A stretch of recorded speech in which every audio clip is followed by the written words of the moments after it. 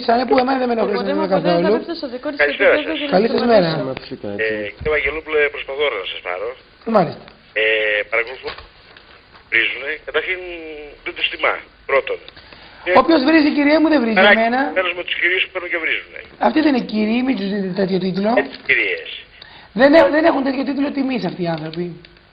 Αυτά τα κτίνια θέλουν. Κάτι τέτοια κάνανε και τα περίπτερα και τα βάζανε στην άκρη, νομίζω. Έτσι δεν είναι? Δεν άκουσα τίποτε. Κάτι τέτοια λέγανε και τα περίπτερα και τα βάζανε στην άκρη. Όσο αφορά για τους κυρίους. Α, μπράβο. Σωστά. Πολύ καλά λέτε.